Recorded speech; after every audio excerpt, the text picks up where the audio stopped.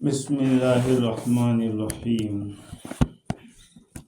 الحمد لأہلہ والصلاة علی اہلہا وبعد فقد قال رسول اللہ صلی اللہ علیہ وسلم لا صلاة لمن لم يقرأ بفاتحة الكتاب او کما قال علیہ الصلاة والسلام وفي روایت لا صلاة الا بفاتحة الكتاب والسورة معها او کما قال۔ بزرگوں، پیارے بھائیوں، گزشتہ مرتبہ آپ حضرات کی خدمت میں نماز کے ارکان بیان کیے تھے۔ تکبیر تحریمہ کہنا، قیام کرنا، قرات کرنا، قاعدہ اخیرہ کرنا، رکوع، سجود، یہ ساری باتیں بیان ہوئی۔ یہ سب فرائض تھے۔ آج واجبات کو بیان کرنا ہے۔ واجبات کس کو کہتے ہیں؟ عمل کے اعتبار سے یہ بھی فرض ہی ہے، لیکن اگر اس کو چھوڑ دیں گے تو نماز فاسد نہیں ہو جائے گی، اس کی ریکوری ہو سکتی ہے سجدہ سہو کے ذریعے۔ سجدہ سہو کر کے ریکوری ہو سکتی ہے۔ ہاں، اگر وہ سجدہ سہو بھی نہیں کیا تو اب نماز لوٹانا فرض نہیں، واجب، تو نیچے اتر گیا۔ میں نے پہلے بھی آپ کو کہا تھا کہ پہلا درجہ فرض کا ہے، دوسرا درجہ واجب کا ہے، تیسرا درجہ سنت کا ہے۔ ہر چیز کو اس کے مقام پہ رکھو، تو پھر آپ انسان بھی ہیں اور مسلمان بھی ہیں۔ اگر آپ کے پاس یہ چیز نہیں ہے تو ظاہری بات ہے کہ درجات کے فرق مراتب نہیں کرے گا۔ کوئی ماں اور بہن کو نہیں سمجھے گا کہ یہ ماں ہے، اس کے سامنے یہ بول نہیں سکتی، یہ بہن ہے، اس کے سامنے یہ بیوی ہے۔ سب کے درجات الگ الگ ہیں۔ فرض، واجب، سنت، یہ سب کے درجات ہیں۔ آپ سب کو ایک لکڑی سے نہیں ہانک سکتے، اس کے لیے علم کی ضرورت ہے۔ اس لیے ہم آپ کو بار بار کہتے ہیں کہ علم کے بغیر آدمی اندھا ہے۔ تو واجبات کو جاننا ہے، کیونکہ بہت سارے لوگ آتے ہیں کہ مفتی صاحب میں دعائے قنوت نہیں پڑھ سکا، تو اب کیا کروں؟ میں سجدہ سہو کر لیتا، تیری نماز ہو جاتی۔ کہ وہ بھی نہیں کیا، کہ پھر سے پڑھ جاؤ۔ سمجھے بات؟ تو واجب اس کو کہتے ہیں کہ جس کے چھوڑنے سے نماز فاسد نہیں ہوتی، البتہ اس کو لوٹانا ضروری ہوتا ہے، اور اگر اس کو سجدہ سہو کر دیا تو اس کی ریکوری ہو جاتی ہے، اور اگر نہیں لوٹایا تو گنہگار ہوگا۔ واجب کا انکار کرنے والا کافر نہیں ہوتا ہے، فرض کا انکار کرنے والا کافر ہوتا ہے۔ فرض کا انکار کرنے والا، کوئی کہ نماز پڑھتا ہے لیکن کہنے میں کا فرض مانتا ہوں، وہ کافر ہے، چاہے نماز پڑھ رہا ہے، پھر روزہ فرض ہے، رکھ رہا ہے، کہ میں فرض نہیں مانتا، وہ کافر ہے۔ کیونکہ میں نے پہلے بھی کہا کہ جو فرائض ہے وہ قرآن سے ثابت ہے۔ واجبات وہ چھوڑے نچلے درجے پر کیوں آ گیا؟ اس لیے کہ اس میں تھوڑی کمزوری آ گئی ہے۔ تو حدیث ہے، اور حدیث وہ اعلیٰ درجے کی نہیں ہے، تھوڑی اس میں کمزوری، کہا کہ ٹھیک ہے خیر۔ تو اس کا حکم یہ ہے، اگر کوئی آدمی اس کو چھوڑ دے گا تو سزا کا حقدار ہوگا۔ کبھی کبھی واجب ایسا ہوتا ہے کہ مجبوری کی وجہ سے چھوٹ جائے تو کچھ نہیں۔ مثال کے طور پر ایک آدمی ابھی اسلام میں داخل ہوا اور مغرب کا ٹائم ختم ہو رہا ہے یا ظہر کا ٹائم ختم ہو رہا ہے، اس پر نماز فرض ہو گئی ہے، تب کیا کرے گا؟ سورہ فاتحہ تو جانتا ہے، چھوڑ دے، اس پر واجب نہیں رہے گا۔ بات سمجھ لیں؟ دعائے قنوت آپ نہیں جانتے، کوئی بھی دعا پڑھ لو، مجبوری ہے، وہ واجب میں ایسا ہوتا ہے۔ تو اس کی جو مجموعی طور پر دیکھنے جائے تو 6 واجب ہیں، لیکن علماء نے اس کی ڈیٹیل کرتے کرتے 31 ہو گئے، تو ہم مجموعی طور پر بیان کرتے ہیں۔ پہلے نمبر 1، سورہ فاتحہ اور سورت کا ملانا، یہ دونوں واجب ہیں۔ اور پھر میں اس کو لوٹاتا ہوں، ایوب سے بات ہوئی، اس سے پھر دوبارہ لوٹا لیتا ہوں۔ کہ فرض نمازوں کے اندر پہلی 2 رکعت میں سورہ فاتحہ اور سورت ملانا واجب ہے. تیسری رکعت یا تیسری اور چوتھی رکعت، مغرب میں تیسری رکعت اور عشاء میں تیسری چوتھی رکعت، اس میں سورہ فاتحہ پڑھنا واجب نہیں ہے، مستحب ہے، اور سورت ملانا بھی نہیں ہے. سمجھ رہے بات کو؟ وتر کی 3 رکعت میں سورہ فاتحہ بھی پڑھنا ہے، سورت بھی ملانا ہے، اور سنتوں کی 4 رکعت میں سورہ فاتحہ بھی پڑھنا ہے اور سورت بھی ملانا ہے. یہ بات یاد رکھیں، اس لیے کہ ہر 2 رکعت ایک مستقل نماز ہے. اور ایک بات اور بتاؤں آپ کو کہ اصل میں شروع میں جو نماز فرض ہوئی تھی نا، وہ 2 رکعت فرض ہوئی تھی، 2 رکعت فرض ہوئی. اسی لیے سفر میں 2 باقی رکھی، سفر میں 2، یعنی وہ اصلی ہی ہے 2 رکعت. بعد میں 2 بڑھائی گئی، تو فجر میں 2 نہیں بڑھائی، مغرب میں 1 نہیں بڑھائی، تو فجر کی 2، مغرب کی 1، ان تینوں کو ملا کر وتر واجب کر دی، جو عملاً فرض ہے. کوئی وتر کو چھوڑتا نہیں ہے، ہاں اس کی قضا بھی کرنی پڑتی ہے، اگر چھوٹ گئی ہو تو قضا وتر کی کرنی پڑتی. تو سنت کی 4 رکعت میں سورہ فاتحہ اور سورت ملانا ضروری ہے. تو سورہ فاتحہ پڑھنا، امام شافعی رحمۃ اللہ علیہ کے نزدیک سورہ فاتحہ پڑھنا فرض ہے. اگر کسی نے چھوڑ دیا، پوری سورت چھوڑ دی یا ایک حرف بھی چھوڑ دیا، اس کی نماز نہیں ہوگی. ہمارے نزدیک اگر سورہ فاتحہ کا کچھ حصہ چھوڑ دیا تو اس کو سجدہ سہو کرنا پڑے گا، کیونکہ نبی اکرم صلی اللہ علیہ وسلم نے ارشاد فرمایا لا صلاۃ لمن لم یقرأ بفاتحۃ الکتاب، اس آدمی کی نماز ہی نہیں جس نے سورہ فاتحہ نہیں پڑھی. سورہ فاتحہ کیا سمجھتے ہو؟ پورے قرآن کا نچوڑ ہے. یوں کہو کہ قرآن کا متن ہے، اس کی پوری شرح ہے. اس کے علماء فرماتے ہیں کہ سورہ فاتحہ کا پورا جو نچوڑ ہے وہ بسم اللہ ہے، اور بسم اللہ کا نچوڑ جو با کا نقطہ ہے نا اس میں ہے، وہیں سے سب کچھ چلا ہے، ایک نقطے ہی سے سب چلا ہے. خیر، تو سورہ فاتحہ میں سارے علوم ہیں. کیا جانتے ہو، حضرت علی رضی اللہ عنہ فرماتے ہیں کہ اگر میں لکھنے بیٹھوں سورہ فاتحہ کی تفسیر تو کئی اونٹ اس کو اٹھا سکتے ہیں، کئی اونٹ مل کے اس کو اٹھا سکتے ہیں، اتنا زیادہ علم اس میں بھرا ہے. خیر، تو سورہ فاتحہ کا پڑھنا اور اس کے ساتھ سورت کا ملانا یہ واجب ہے. ایک واجب یہ ہوا، بنیادی واجب. دوسرا واجب یہ ہے کہ جہاں زور سے پڑھنے کو کہا ہے وہاں زور سے پڑھنا، جہاں آہستہ پڑھنے کو کہا ہے وہاں آہستہ پڑھنا. مغرب، عشاء اور فجر میں زور سے پڑھنا ہے، اور ظہر اور عصر میں آہستہ پڑھنا. لوگ پوچھتے ہیں ایسا کیوں، ایسا سوال کرتے ہیں لوگ.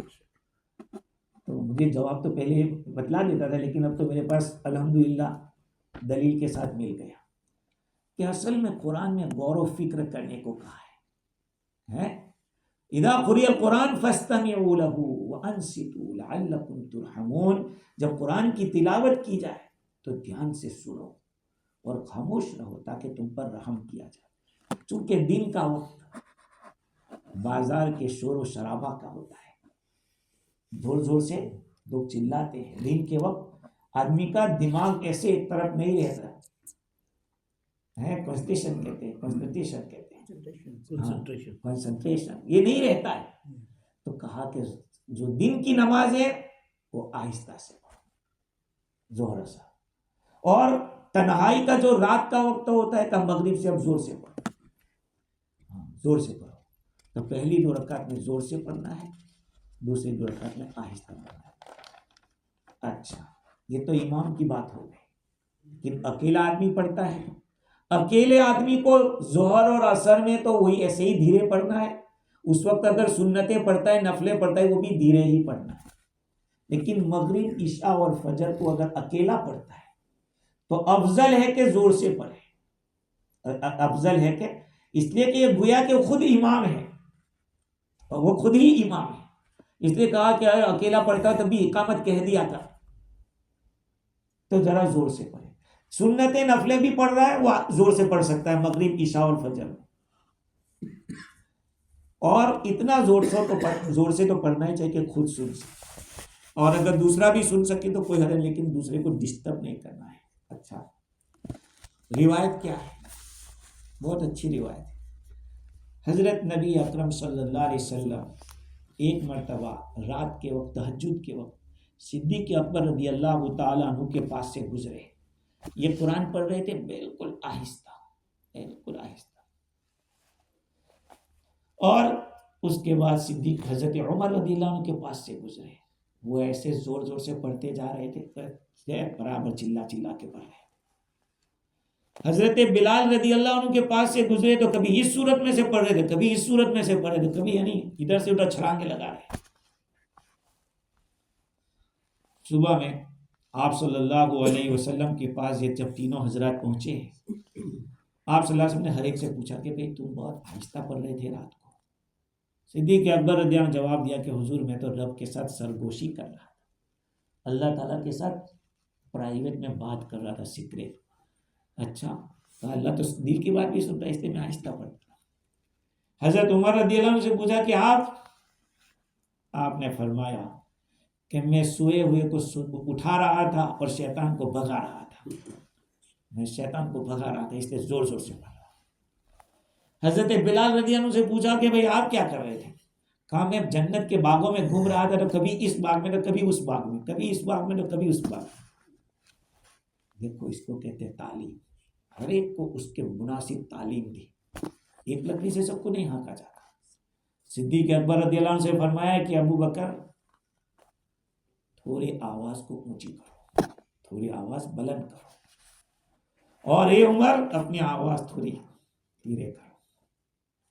اور بلال یا بلال اذا افتتحت سورۃ فاتمھا جب ایک سورت پوری شروع کر دو تو اس کو پہلے پوری کر دو ادھر ادھر سے مت پڑھو مکمل کرو ہر ایک کو اپنے.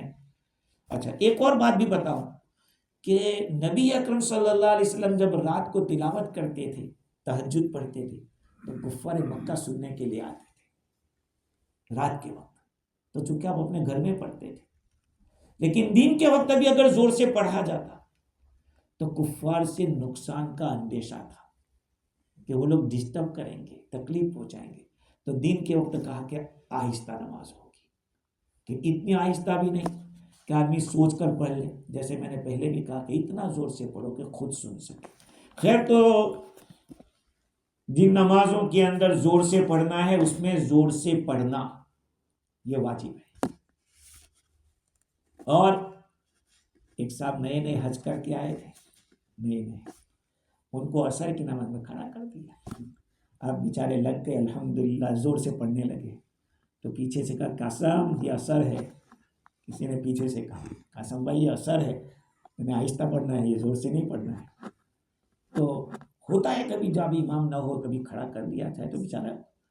خیر تو ظہر اور عصر میں آہستہ پڑھنا ہے اور مغرب اور عشاء اور فجر میں زور سے پڑھنا ہے. دوسری بات یہ ہے کہ پہلی 2 رکعت کو مقرر کرنا ہے. یہ سب قرات سے متعلق ہے. پہلی 2 رکعت کو سورہ فاتحہ اور سورت کے لیے مقرر کرنا. کسی میں بھی پڑھ تو سکتے تھے لیکن کہا نہیں یہ واجب ہے. ایک تو قرات کرنا سورہ فاتحہ کا واجب دوسری سورت کو ملانا واجب اور پھر یہ کہ جہاں زور سے پڑھنا ہے وہاں زور سے پڑھنا واجب جہاں آہستہ پڑھنا ہے وہاں آہستہ پڑھنا واجب اور پھر یہ کہ پہلی 2 کو مقرر کرنا یہ بھی تو یہ لمبی چیزیں ہو گئی اس لیے 31 واجب لوگوں نے کہا. باقی دیکھنے جائے تو 6 ہی واجب ہے جیسے قرات کا ایک آ گیا. تیسری چیز ہے طمانینت. رکوع اور سجدے میں طمانینت ہونی چاہیے. نہا رسول اللہ صلی اللہ علیہ وسلم ان نکرت الدیک.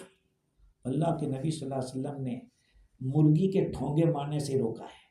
سجدے میں اللہ اکبر یہ سجدہ نہیں ہے. بہت سارے لوگ نماز پڑھتے ہیں 2 رکعت ہم نے پڑھی ادھر 5 ہو گئی 6 ہو گئے. بھائی تو کیا پڑھتے ہو کیا پڑھتے ہو؟ ہر آدمی اپنی نماز کو چیک کرے کہ میں پڑھ رہا ہوں یا میں سوچ رہا ہوں. اطمینان سے اللہ اکبر ایسا سوچو کہ آخری نماز ہو پتہ نہیں اس کے بعد موقع ملے یا نہ ملے. اور یہ بھی سوچو کہ میں رب العالمین کے سامنے کھڑا ہوں وہ میرا سن رہا ہے میں جو پڑھ رہا ہوں وہ میرا سن رہا ہے.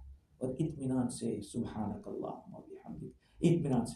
پھر رکوع میں جاؤ تب بھی اطمینان سے ہونا چاہیے. اللہ اکبر اللہ سمع اللہ. کوئی گنتی کے لیے تھوڑی نماز پڑھنی تھی یہ کوئی رسم تھوڑی پوری کرنا، یہ تو عبادت ہے۔ اس لیے اس طرح سے کہ رکوع میں جاؤ تو جانے کے بعد آپ کے تمام اعضاء اپنی جگہ پر ٹھہر جائیں اور ایک مرتبہ سبحان اللہ کہہ سکے، اتنا تو فرض ہے، ورنہ رکوع ہی کیا ہوا؟ مثال کے طور پر آپ جیسے رکوع میں گئے اور ایسے اللہ اکبر، یہ رکوع نہیں ہوا۔ آپ گئے ایسے رکوع میں اللہ اکبر، تمام اعضاء اپنی جگہ پر ٹھہر گئے، سبحان اللہ، اتنا تو فرض ہے۔ اس کے بعد یہ اطمینان کے ساتھ رہتا ہے، یہ واجب ہے، اور رکوع تبھی کہلائے گا۔ خیر، تو رکوع میں بھی یہ واجب، سجدے میں بھی واجب۔ اس لیے کہا نکرت الدیک، مرغی جو ٹھونگے مارتی ہے نا، جو دانا چنتی ہے، اس وقت کیسے مارتی ہے؟ ایسے۔ کہا ایسے سجدہ مت کرو، سجدہ اطمینان کے ساتھ کہ آپ کا ہر عضو جہاں رہنا چاہیے، جیسے کہا گیا ہے کہ انگلیاں ملی ہوئی ہو، کوہنیاں زمین کے اوپر۔ بعض لوگ تو ایسے کرتے ہیں جیسے کہ جو کتا سے بیٹھتا ہے نا، پاؤں ایسے ہاتھ پھیلا ایسے۔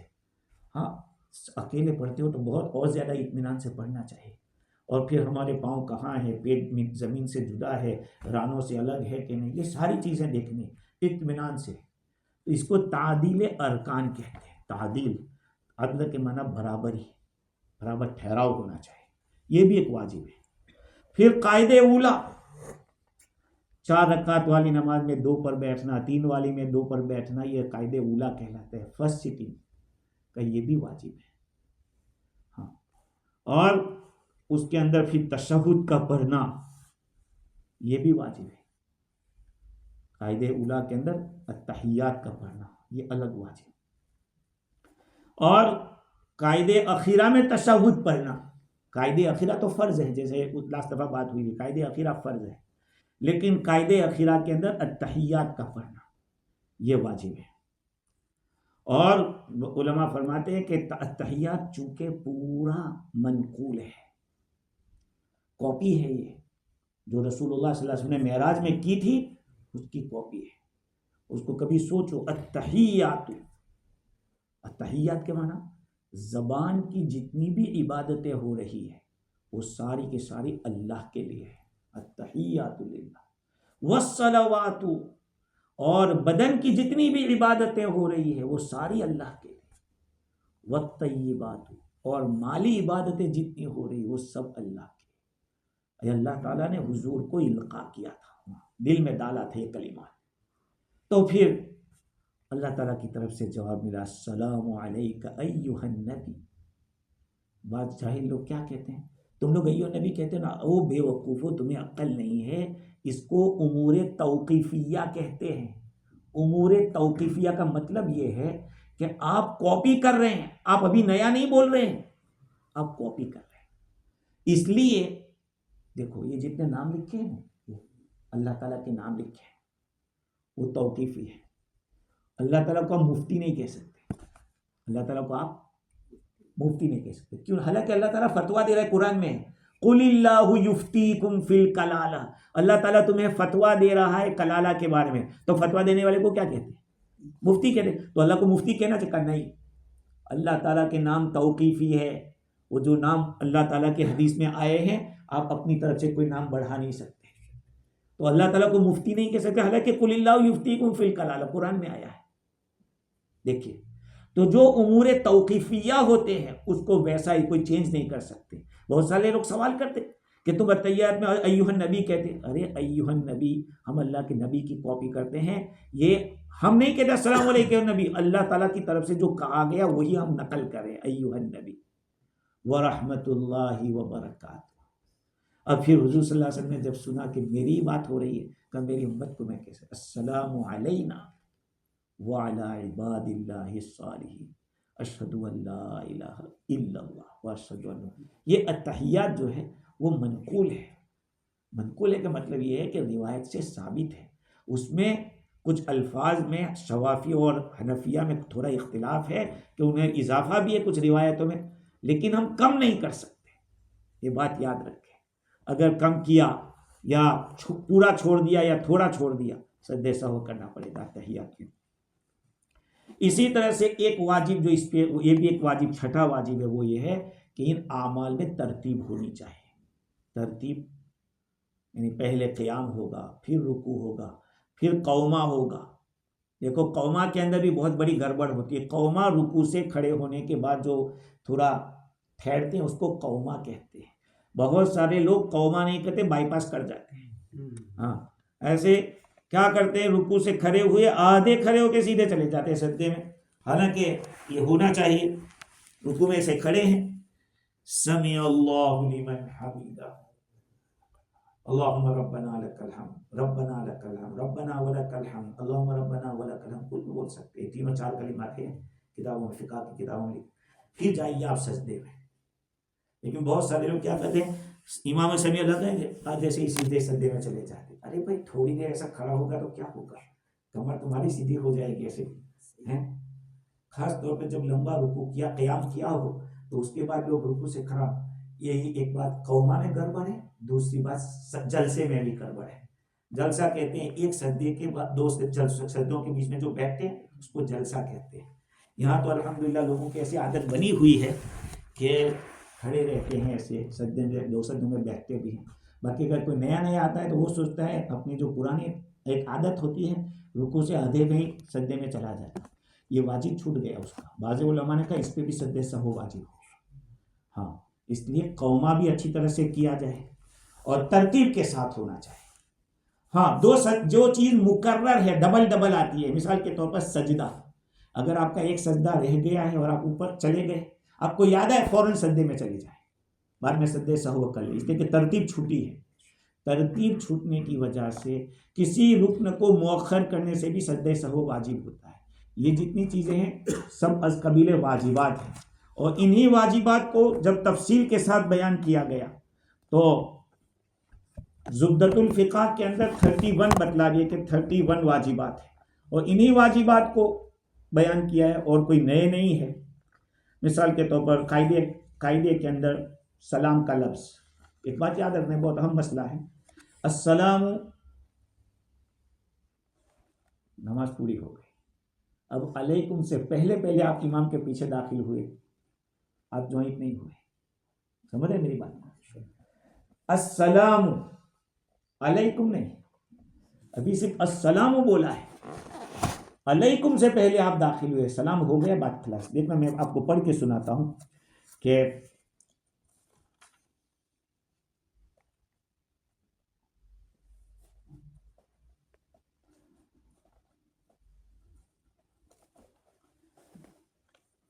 سلام کے لفظ کے ساتھ نماز سے باہر ہونا یہ واجب ہے. دوبارہ لفظ السلام کہنا واجب، علیکم واجب نہیں ہے. علیکم بولنا واجب، السلام کا آپ کا واجب پورا. پہلے سلام پر نماز سے باہر ہو جاتا ہے، اس کے بعد امام کی اقتدا درست نہیں. امام نے السلام اتنا کر دیا اور آپ جلدی جلدی آ گئے، کہا نہیں، سلام کے لفظ سے باہر ہو گیا. جیسے ہم کسی کو السلام علیکم، السلام کہتے وہ سامنے والا سمجھ گیا کہ مجھے سلام کر رہا ہے. تو یہ سمجھانا چاہتے ہیں کہ لفظ سلام کے ساتھ نماز سے باہر ہونا اور دو بار لفظ السلام کہنا واجب ہے. علیکم واجب نہیں، پہلے سلام پر نماز سے باہر ہو جاتا ہے، اس کے بعد امام کی اقتدا درست نہیں ہے. اس کے ساتھ ساتھ اور بھی واجبات ہیں. دعائے قنوت کے لیے اللہ اکبر کہنا یہ بھی واجبات میں سے. عیدین کی نمازوں کے اندر جو 6 تکبیریں زائد ہوتی ہیں وہ بھی واجب ہے. دوسری رکعت میں رکوع کی جو تکبیر ہوتی ہے وہ بھی واجب ہوتی ہے. ہاں تو یہ ایسے احکام ہے کہ جو انہی کے نیچے آتے ہیں. اس طرح سے تقریباً 31 ہو جاتے ہیں.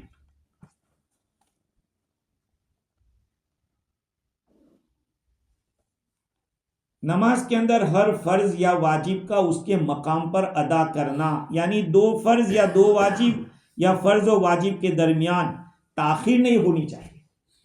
ایک عمل اور دوسرے عمل کے بیچ میں تاخیر نہیں ہونی چاہیے. مثال کے طور پر ہمارے یہاں پہلی رکعت جب پوری ہوتی ہے دوسرا سجدہ ہو جاتا ہے، تو شوافی کے نزدیک تو بیٹھتے ہیں، اس کو کہتے ہیں جلسہ خفیفہ، چھوٹا سا جلسہ. لیکن ہمارے نزدیک یہ نہیں ہے. اگر کوئی تھوڑا سا بیٹھ گیا کوئی بات نہیں، لیکن 3 مرتبہ سبحان ربی الاعلیٰ کی مقدار بیٹھ گیا تو اس کا قیام میں دیری ہو گئی، لیٹ کیا، اس کو سجدہ سہو کرنا پڑے گا. سمجھ رہے ہیں بات؟ اسی طرح سے ایک اور بات بتاؤں، بہت اہم مسئلہ ہے، خاص طور پر ہمارے بعض علماء بھی اس میں گڑبڑ کر ڈالتے ہیں کہ حنفی ہوتے بھی وہ کہتے ہیں نا کوہ چلنے گیا ہنس کی چال اپنی چال بھول گیا. ایسا ہوتا ہے کہ اللہ اکبر کہتے ہیں، اللہ اکبر، سورہ فاتحہ پڑھنا کیا ہے؟ واجب ہے. دوسری سورت ملانا کیا ہے؟ واجب ہے. غیر المغضوب علیہم ولا الضالین. آمین. اب امام صاحب رکے ایسے آرام سے. ارے بھائی انجن تھوڑا رکتا ہے، انجن تو چلتا رہتا ہے، وہ ڈبے کا تھوڑی انتظار کرتا ہے. اب آرام سے بولتا ہے بسم اللہ یا کوئی سورت پڑھتا ہے. حنفی کے نزدیک سجدہ سہو واجب ہے اس کا. اگر وہ ثنا کے وقت تھوڑا لمبا کھینچ لیتا اور چپ رہتا کوئی بات نہیں، لیکن جب تم نے سورہ فاتحہ شروع کر دی، سورہ فاتحہ کے فوراً بعد دوسرا واجب کیا ہے؟ سورت ملانا. اب آپ نے بیچ کے اندر کس کے کیوں خاموشی اختیار کی؟ اگر 3 مرتبہ سبحان ربی الاعلیٰ کے کہنے کے مطابق اگر چپ رہا، سجدہ سہو واجب ہے. سجدہ سہو واجب ہے اس کے اوپر. ہاں بہت سی دفعہ ایسا ہو جاتا ہے کہ بھائی سورہ فاتحہ تو امام نے پڑھ لی ہے، امام کی قرات ہماری قرات ہے. صحیح. اور ایک بات یاد رکھیں، امام کے پیچھے سوائے قرات کے جتنے واجبات ہیں وہ ہم کو ادا کرنے کے. امام کے پیچھے سوائے قرات کے جتنے واجبات ہیں وہ ہم کو کرنے کے. مثال کے طور پر امام وتر پڑھا رہا ہے جماعت کے ساتھ، تو دعائے قنوت کے وقت امام کہتا ہے نا اللہ اکبر، آپ بھی اللہ اکبر کہیں گے. اور امام کیا پڑھتا ہے؟ اللہم انا نستعینک و نستغفرک و نؤمن بک و نتوکل علیک پڑھتا ہے. آپ کو بھی پڑھنا واجب ہے. آپ ہی نہ سوچے کہ گاڑی میں بیٹھ گئے ہیں تو صرف قرات نہیں پڑھ سکتے آپ، اس لیے کہ نبی اکرم صلی اللہ علیہ وسلم کا ارشاد ہے من کان لہ امام فقراۃ الامام لہ قراءۃ. جس کا کوئی امام ہوتا ہے تو امام کی قرات اس کی قرات سمجھی جاتی ہے. اب وہ یہ نہ سمجھے کہ نہیں مجھے الگ سے قرات کرنی پڑے گی. سب جیسے امام شافی کی کول کے امام ہے، ہاں تو وہ ایک بریک دے ہوئے، ہاں اتنا ٹائم دے کہ اور سورہ فاتحہ پڑھ سب لیں، لوگ سورہ فاتحہ پڑھ لیں. لیکن ان کے نزدیک بھی واجب تو نہیں، اس لیے امام نے پڑھ لیا ہے. لیکن ٹھیک ہے کوئی شافی مسلک کا ہو تو ہم کو سمجھ میں آتا ہے کہ چلو ہم اس کے تابع ہو گئے. لیکن مطلب ابھی ہم جوائنٹ ہے ہاں شافی امام کے پیچھے، ہاں تو میں کیا کروں؟ آپ رک جائیں، خاموشی اختیار کر. آپ کو کچھ پڑھنا تو نہیں ہے. نہیں، امام آپ کا ایسا ہے شافی ہے، اس کے نزدیک تو چلو وہ کرے گا. لیکن حنفی امام ہو تو اس کو تو کوئی ایسا پہلے یہاں ہوتا تھا. تو میں ایک مسجد میں گیا، ایک جمعہ کو گیا، دوسری جمعہ کو گیا، میں نے کہا بھائی آئندہ میں نہیں آؤں گا. تو پھر اس کے اوپر بحث ہوئی، الحمدللہ اس کے بعد بند کیا گیا اس کو کہ جب ہمارے یہاں ضروری ہے کہ آپ اس طرح سے رکے نہیں تو سجدہ سہو واجب ہوتا ہے. یہ بھی بہت ہم ایک کے بعد دوسرے کے بیچ میں اتنا فاصلہ نہیں ہونا چاہیے. ٹھیک ہے آمین بولے اتنا تو آدمی رکنا بھی چاہیے اتنا کہ خود بھی آمین کہہ دے دوسرے بھی آمین کہہ دے. تو یہ کچھ واجبات ہے. ان واجبات کے اگر چھوٹ جائے، یہ واجب اگر دیکھو جان بوجھ کر چھوڑے وہ بھی غلط ہے، ہاں برا کرنے والا ہے. بھول سے چھوٹ گیا ہے تو آدمی کو چاہیے کہ سجدہ سہو کرے، سجدہ سہو سے اس کی ریکوری ہو جائے گی. کبھی آدمی پہلی رکعت پہ بیٹھ جاتا ہے، کبھی کیا ہوتا ہے کہ پہلا قاعدہ تھا اس نے اتحیات پوری کر لی، اب اس کو درود شریف پڑھنا نہیں تھا اور پہلے اللہم صلی علی محمد اتنا پڑھا، گئی بات. سجدہ سہو کرنا پڑے گا اس کو. اب کہتے ہیں درود شریف پڑھنے پر سجدہ سہو. یہ امام ابو حنیفہ رحمۃ اللہ علیہ نے رسول اکرم صلی اللہ علیہ وسلم کو خواب میں دیکھا. اللہ کے نبی صلی اللہ علیہ وسلم فرمایا کہ آپ نماز میں کوئی پہلے قاعدے میں اگر درود شریف پڑھے تو آپ سجدہ سہو واجب کرتے ہو. تو امتی بھی کیسا امتی؟ جواب دیا کہ حضور وہ اس وجہ سے کہ یہ درود شریف کی جگہ نہیں تھی، غفلت کے ساتھ درود شریف پڑھنا ہے. درود شریف غفلت کے ساتھ پڑھنے کی چیز نہیں تھی، اس نے غفلت سے پڑھا اس لیے اس کو سجدہ سہو کرنے کو ملے. نبی دیکھو امتی کا جو کمال ہوتا ہے وہ نبی کا کمال ہوتا ہے کہ نبی کے علم کا اثر ہوتا ہے. حضور نے کہا تقوی یہاں یہ سب کو سپلائی ہو رہا ہے. تقوی جو دنیا میں کوئی بھی متقی پیدا ہوگا وہ حضور کی تقوی کا اثر ہوگا. تو یہ ہے مسئلہ درود شریف. بھائی آپ کہیں گے درود شریف پہ سجدہ سہو اس میں کون سی غلطی کرے؟ اعتراض کرو امام ابو حنیفہ. ہر چیز کا ایک مقام ہے، ہر چیز کا ایک جگہ ہے. ہاں میں بار بار ایک بات کہتا ہوں، سب سے افضل درود شریف کون سا؟ درود ابراہیم. سب سے بہترین درود ابراہیم ہے، کیونکہ صحابہ نے حضور سے پوچھا تھا تو حضور نے تعلیم کیا.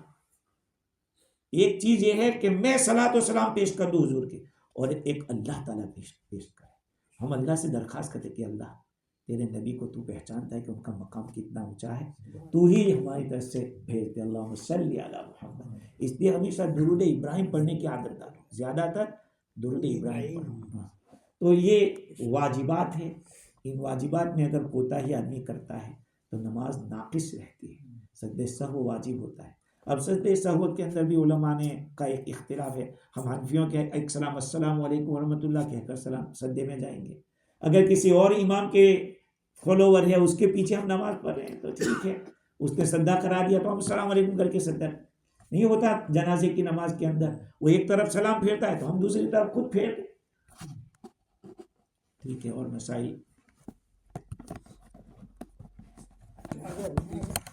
امامت کرتا ہے ہاں اور دوسرا رکعت میں تحیات کے بعد میں ہم اگر درود ابراہیم پڑھ دیا ہم تو سیدھا سے نہیں کر سکتے. آپ نہیں، امام کے پیچھے ہے اللہ بلا بر گردن ملا، اللہ بلا بر گردن ملا، یعنی جو خود آپ پیچھے گڑبڑ کرو گے وہ امام کے پیچھے آپ کی غلطی نہیں سمجھی جائے گی. لیکن یہ ہو جائے نا، وہ تو ہوتا ہے، کبھی امام نے لمبا تحیات کر دیا ہو تو پھر پیچھے والا درود میں بھی لگ جاتا ہے، یا کوئی زیادہ پیچھے فاسٹ پڑھنے والا ہو تو تب بھی ایسا ہوتا ہے. کل تو عشاء آپ میں ہاں ہم پوچھا بغل صدی سے کہ 4 پڑھایا کہ آپ 5 پڑھایا.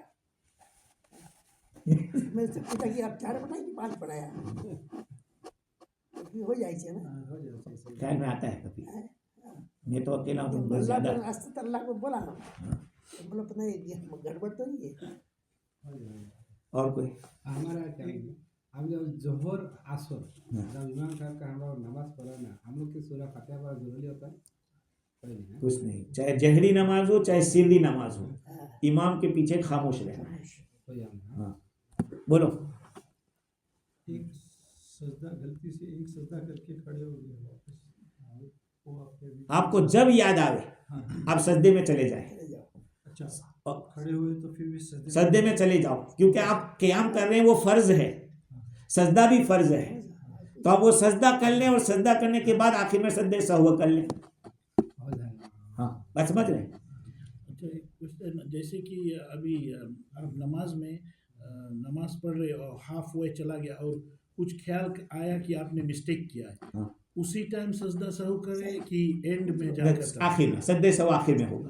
اسی ٹائم نہیں کرتے؟ نہیں نہیں نہیں، اس لیے کہ بعد میں بھی غلطی ہو سکتی ہے تو پھر اس کا الگ سجدے سہو. چاہے نماز میں 5-6 غلطیاں ہو گئی ہو، ایک ہی سجدے سہو کافی ہے. سمجھ رہے؟ اور وہ آخر میں ہی ہوگا، اس لیے کہ سلام بھی آخر میں ہے.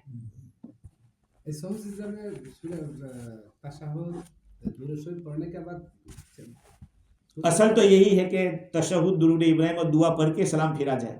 لیکن اگر آج کے زمانے میں لوگ دیکھیں گے تو یہی سوچیں گے کہ یار اتنا لمبا پڑھنے کے بعد اب تو تحیات پوری کر لی آپ نے. جیسے نماز تحیات پہ پوری ہو جاتی ہے، درود شریف پڑھنا فرض اور واجب نہیں، سنت ہے.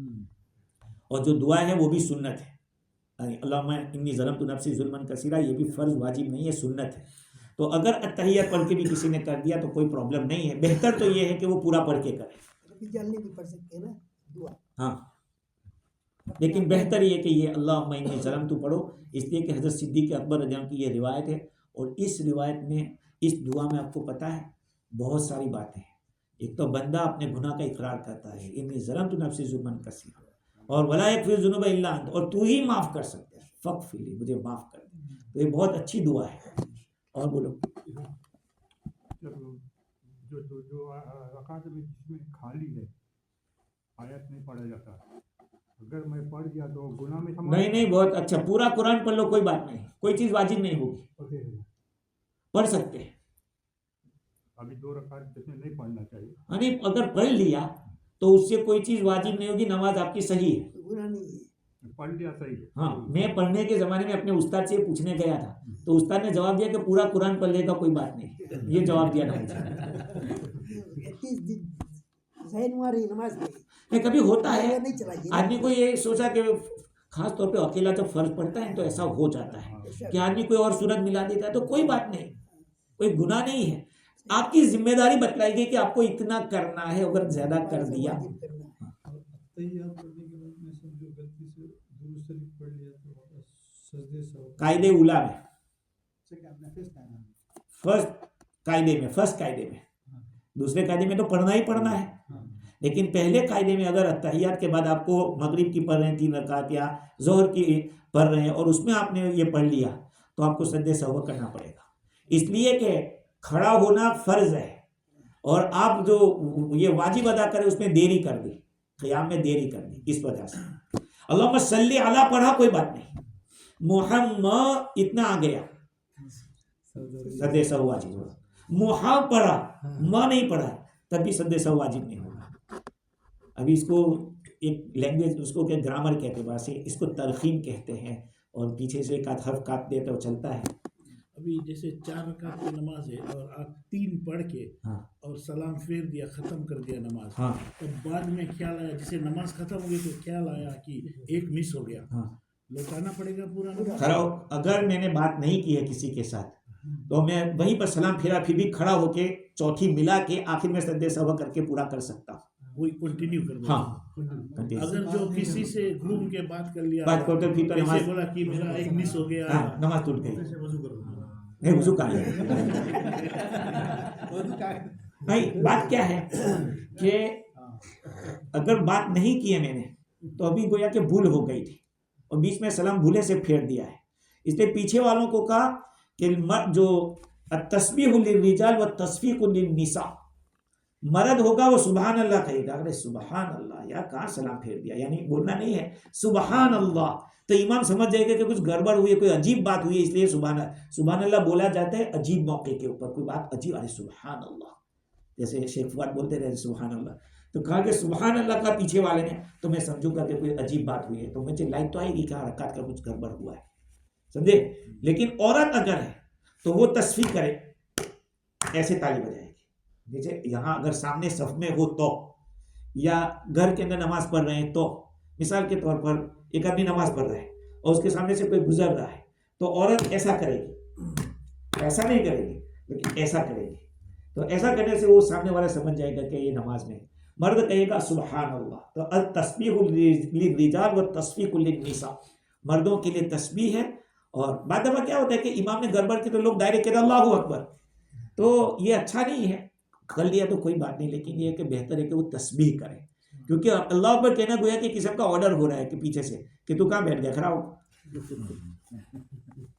और कोई अभी जैसे हम जनाजे में गए, आपके और नमाज स्टार्ट हो गया है, तो अभी आपको मालूम नहीं कहाँ से हम कंटिन्यू करेंगे, तो क्या कर? अब आपको अंदाज़ा लगा लेना चाहिए कि एक तकबीर हुई है कि दूसरी तकबीर हुई है, अगर ऐसा अंदाज़ा लग जाता हो तो फिर वहीं से कंटिन्यू करें, और अगर बिल्कुल नहीं, बिल्कुल आखिर में पहुँचे हैं और जनाजा उठा तो उठने से जल्दी जल्दी अल्लाह अकबर कहकर तकबीर कहकर सलाम फेर दें, क्योंकि जनाजे का सामने रहना भी ज़रूरी है। और कोई सूरा पढ़ता हूँ मैं, हाँ 3-4 आयत पढ़ लिया, नीचे बोला गया, हाँ यहाँ सीधा हो जाएगा। 3 आयत पढ़ ली कोई बात नहीं, जैसे मान लो आलम तरा के 3 पढ़ लिया मैं, हाँ 4-5 भुला गया तो 3 पे सीधा कर दे, 3 आयतें पढ़ ली ना आपने, रुकू कर ले, चल जाएगा। हाँ आयत इतना पढ़ो, 47 अल्फाबेट्स आपने पढ़ लिया हो। जैसे इन्ना आतीना कल कौसर के अंदर है वो 47 हुरूफ है, इतना तो आपको पढ़ना पड़ेगा, इतना 47 हुरूफ होते हैं, इससे ज्यादा पढ़ लो अच्छा है, लेकिन कम से कम इतना होना चाहिए जिसको वाजिब कहते हैं। ये अहसनुल फतवा में ये मसला लिखा है इस तरह। तो मास्टर साहब ने उस दिन सवाल किया था कि तकबीर तहरीमा कहते वक्त आदमी कहाँ देखे। मैंने कई किताबों में देखा, लेकिन एक बात समझ में आई कि तकबीर तहरीमा खुद नमाज का हिस्सा तो नहीं है, बाहर है, लेकिन चूंकि नमाज के करीब है इसलिए उसको रुकन कह दिया, वरना वो रुकन नहीं है। हाँ अलबत्ता उसमें तमाम शर्तें मौजूद है कि तहारत होना चाहिए, जगह का पाक होना, किबले की तरफ रुख होना, اس لیے یہ چونکہ قیام کے قریب ہے، اس لیے قیام میں جیسے سجدے کی جگہ دیکھنا چاہیے وہی تو وہیں پہ دیکھنا چاہیے. وہی دیکھنا. اور علماء نے یہ بھی لکھا ہے کہ تکبیر تحریمہ کے وقت بھی ایسا ہی کھڑا رہے جیسے قیام میں کھڑا رہتا ہے. ایسا نہیں کہ جھک کر ایسے تکبیر تحریمہ نہیں، ایسا ہی کھڑا رہے جیسا اس کو قیام میں کھڑا رہے. اور جب سجدہ کرے وہاں دیکھنا ہے. ہاں وہی دیکھنا ہے. ٹھیک ہے. رکوع میں تو پیر دیکھنا ہے. پاؤں کے اوپر کا یہ جو حصہ ہے، رکوع میں ہاں پاؤں کے یہ، اور قاعدے کے اندر اپنی گود میں دیکھیں، اور سجدے پر اپنے ناک کو دیکھیں، اور سلام کے وقت اپنے کندھے کو دیکھیں. ایسا نہیں کہ کس کی گئی ہے وہ دیکھیں. ٹھیک ہے. سبحان اللہ بحمدہ، سبحانک اللہم وبحمدک، ونشہد ان لا الہ الا انت، نستغفرک.